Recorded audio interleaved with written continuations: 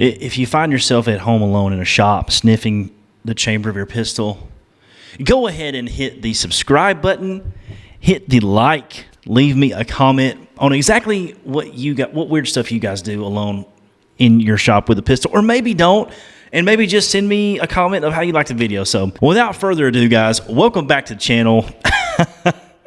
Before we get too weird by myself with a couple of pistoleros here on the tabletop, I wanted to go ahead and thank the whole reason why this video even exists, which is the fine folks over at C&H Precision, homegrown company close to me out of Richmond Hill, Georgia. I'm here in the Peach State as well, so anytime I get a chance to test out one of their products, with open arms, very, very happy and honored that they want to have one of these on the channel. So we got a chance to go ahead and test out the all-new enclosed version of their EDC Optic. Now, you guys may already know C&H.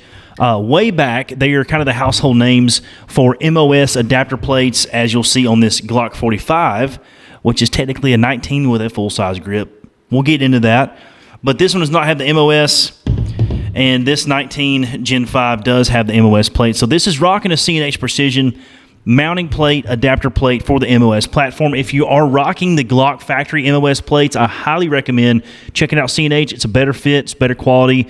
The mounting hardware, the amount of thread contact, it's self-explanatory. Go check out their videos, but I'm telling you, the plates are awesome. Well, they have dipped their feet into the optics realm, and pistol optics, rifle optics, even rifle LPVOs, scopes, glass. It's going to be awesome, the stuff that's coming out. But we have already tested the EDC already. We have already tested out the EDC Optic myself, the non-enclosed version on the 45 build back here, like the little quasi USMC Raider from TSOS, kind of milled that out and had that fitted on here. Well, I'm going to show you just how easy it is to unbox this optic, get it, you know, quote, professionally DIY gunsmith dummy with a hammer and torque wrench here. We can get it put on. I'm going to show you exactly how to put this thing on and not screw it up, and get it dialed at the range and give you my thoughts and feedback and a surprise test we did in the end. So let's get to it.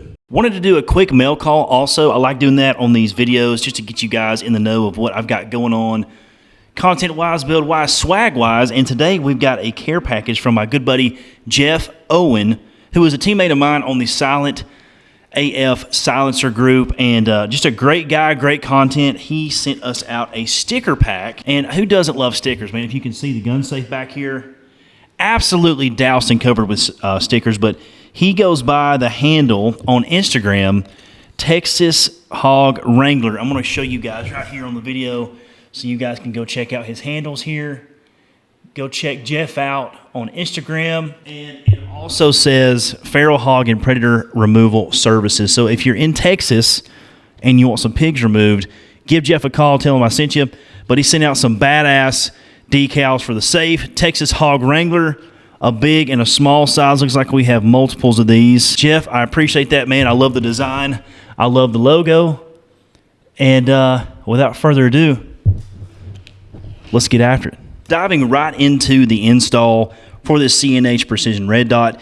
It literally could not have been easier. You'll see me here diving into my little go bag, my little incognito go bag for pistols and gas masks and knives and tourniquets and whatnot. Stuff you should have on you in this modern day and age if you have a family, you know, whatever, just stuff you need. There's my trusty Gen 5 G19 Precision adapter plates, which you will need since the MOS is not got a universal, I mean, it's technically universal, but you still need adapter plates for that, you know, big wide footprint that they offer from the factory for the slides. So right there, that one is specifically made for the footprint of this, which is technically the RSMC or the Shield footprint. Now, go ahead and get yourself, trust me on this, pro tip, non-pro tip, go ahead and get one of the torque sets from Fix It Sticks. It is completely worth your time and money. I promise you, it is a little bit pricey, but it makes these installs, whether it's on a big scoped precision rifle or, you know, like your EDC right here, like a Glock or whatever, if you're going to be tightening optics plates and mounts and all that. So just checking there just for function, just making sure my witness marks, and of course the witness marks have not freaking moved because we installed this one just as nicely as we did the previous one. So I'm unloosening the plate there. Going to go ahead and remount the new plate. Now, the cool part about the C&H Precision plates is they use a T-nut system.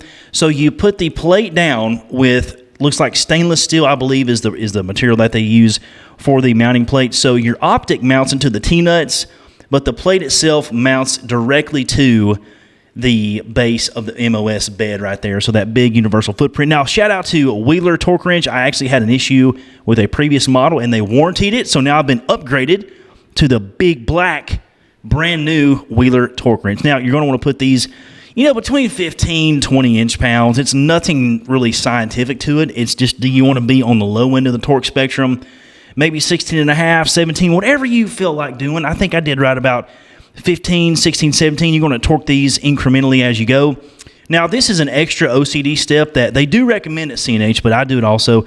I've got a oil-based Sharpie paint pen that I put a layer in between the very first screws that you install that go directly into the Glock slide. And technically, in theory, that's supposed to lock the two surfaces together. I go ahead and witness mark it anyway, but they do recommend doing a oil-based Sharpie paint pen. Trust me, get you some of those. They're awesome. I use them for all kind of stuff. Witness marks on rifles, scope bases, scope rings, anything that really has a torque value, I go ahead and witness mark. But look at that packaging, guys. The C&H Precision EDC enclosed red dot, and that's kind of comparing it to the 407K, which that's been a great red dot as well. But since we're going ahead and swapping out most of the fleet here in the safe for C&H products, we're going to go ahead and do that too. So the packaging is literally sick. As you can see, I struggle with it there. Thank you guys at C&H. And go ahead and sliding in the battery that is included, the nice Energizer lithium battery they include in the battery tray. Could not be easier. Now, of course, guys, there is no torque spec on this value. Just don't, don't over torque it. It's literally the tiniest threads that you've ever seen, something that you don't want to take for granted there. So just finger tight. I'm using the included C&H tool that is now made out of steel. That's something that's new that's come as far as the packaging goes. Really, really nice detail. Now we're using the fix-it sticks to get it close on both sides. We are now torquing down the actual Torx bit screws on the red dot itself. Going to go ahead and jack that bad boy up to about 20 inch-pounds, I believe, is what was semi-recommended. I think they recommend less, but between 15 and 20 pounds, you guys are going to be right on the nose. And you're not going to be breaking threads, stripping screws out. You're going to be fine. I do use blue Loctite only. I do not use red Loctite. That is crazy. I don't use Rockset. You do want to be able to remove these without heat if you had to. In a bad scenario where you've had something's hit the red dot, or you blew a piece of glass out, or malfunction, or maybe a bad from the factory, whatever brand you're using, you want to be able to get that thing off in the field with some simple tools. And trust me, the red Loctite is not what you want to do. Very, very bad idea. All right, there you can see I am witness marking not just the screws on the top of the sight itself, but also the battery door. I know I'm a little OCD there as well. Going to go ahead and look through this thing in the shop, get a good idea for the brightness settings. Now, this thing has a ton of brightness settings, has shake-awake feature, has extremely good battery life. I want to say it's in the neighborhood of 30,000, 40,000 hours, so you're going to be totally fine there as long as you use it on a decent setting, not full bore the whole time. So yeah, super, super nice there. Yeah, so I actually just looked that up for you guys in real time. It is 50,000 hours. Now, your mileage may vary depending on, like I said, the brightness setting that you're using. So we're going to go ahead and put this slide back on very carefully, rack this thing in a safe direction. There is no ammo on the table. Well, there is a magazine there, I'm lying to you, but there's no ammo there, and we're being safe. All right, guys, welcome back. We're doing the in-range footage now. So I'm here at the locally famous Jack's Pond Gun and Indoor Range. Shout out to Andreas, his family, the Dixon family, for having me out here again. And we're going to go ahead and do the range testing of the new C&H Precision EDC enclosed optic. Have not put a zero on this yet, so I'm going to walk you through just how easy it is to get a zero. We're going to be shooting for the 25-yard zero. There's a lot of speculation there, 10-yard, 20-yard, 25, 50-yard. 25 for me is perfect. Home defense, everyday carry scenario, which this optic shines in. So we've got a plethora of ammo to try, and once we get done with the cheap stuff, we're going to be testing out this new Barnes Vortex. This is the Barnes TAC XP in 115 grain. Really, really nasty looking hollow point on this stuff. Barnes all copper bullet. Really, really cool. We're going to try that out. And of course, while you're here, you got to try out all your magazines. So you guys will see here all the mags. There's the optic itself, the EDC. So we got a target set up about 15 yards in front of us. Got a really, really nice range this morning. Let's go ahead and get this thing sighted in for you. Let's go.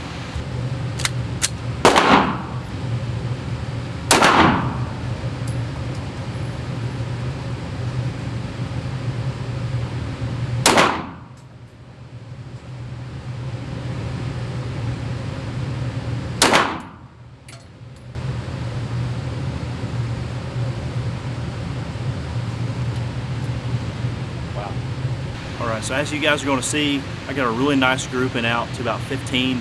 So we're going to adjust the red dot from there. I'm going to show you guys the target here. So we're low to the right, just a hair. 3 shots. Just some cheap ammo, nothing crazy. So I'm going to go up and to the left just a little bit. I'm going to show you just how to do that on the adjustment. So C&H makes it really easy. They give you this adjustment tool with their package. So we're going to go up and to the left, a hair. Really easy adjustment here, nothing crazy.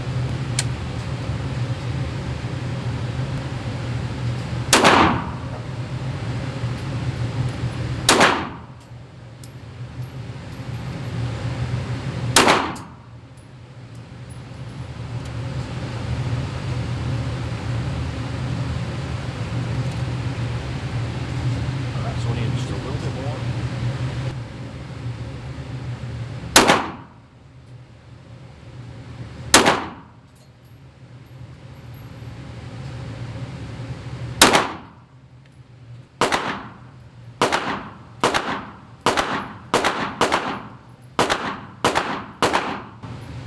Alright, so as you guys can see there, we're walking it up slowly. I think I had a flyer there that was on me.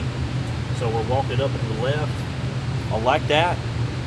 So I'm going to get a fresh target on here. Get it out to about 50. Some final adjustments there.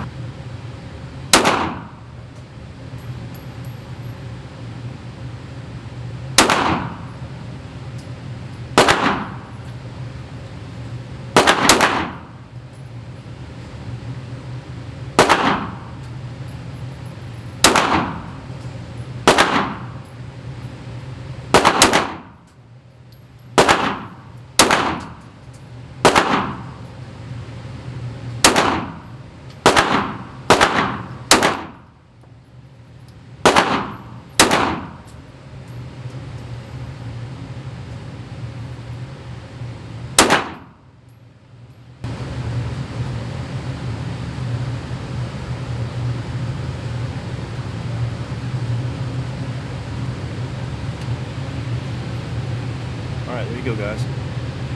That is all at 50 yards. You know, what I consider a very reasonable spread there. 1, 2, 3, 4, 5, 6, 7, 8, 9, 10. All within about a 5-inch circle. Plenty of nice leeway. I think those were me just getting used to the trigger pull at 50, but dialed it in here. I really like that. I'm going to go ahead and see if we can get it, you know, matching right here at about 15 yards.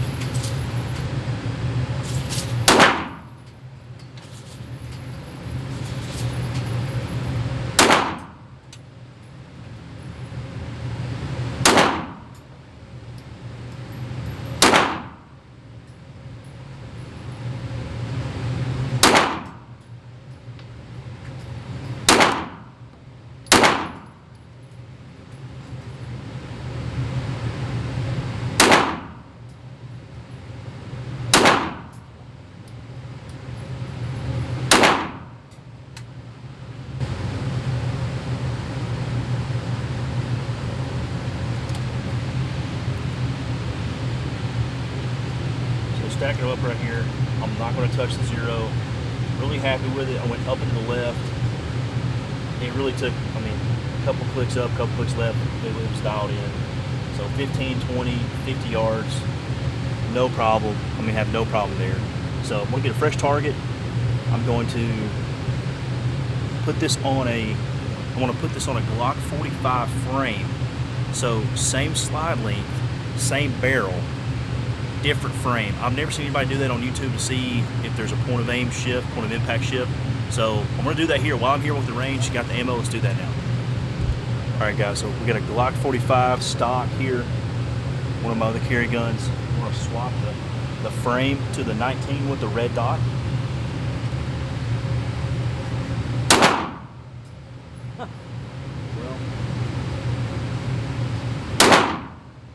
yes it is true.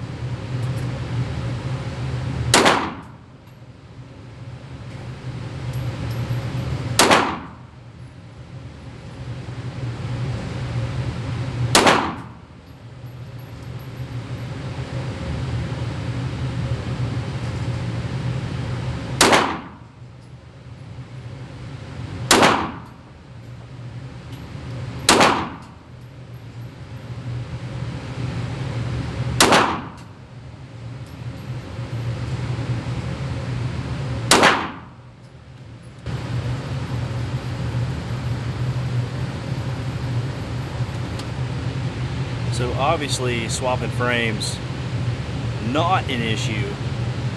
I was definitely curious about that. So we zeroed on the 19 frame, just a stock 19 frame with a TLR7, stock internals. Then we switched it to the 45 full-size frame, which fits my hand better anyway. But as you can see, the zero definitely translates, which is crazy, but I guess the tolerance when you stack them are comparable. So very interesting. Now that we've got that out of the way, let's go ahead and check our carry ammo in the full-size frame and also the normal 19 frame, see how that goes. So carry ammo, Barnes Vortex. This is their Dirt Nasty all copper hollow point carry ammo from Barnes Ammo. Let's do it. This is the range setup, by the way. Jack's such a nice facility, super clean, super friendly. Bring your own targets. You got a target swapped out. We're gonna go to 20 yards. Screw it, we'll go. I want to go ahead and back down to our zero distance of 25. Because you might as well. If you zeroed at 25, you might as well test it. So we got the Barnes all copper. Pretty nasty little round right here. I don't know if it's picked up on camera. Pretty nasty. We'll try it out with the new zero. See how it translates.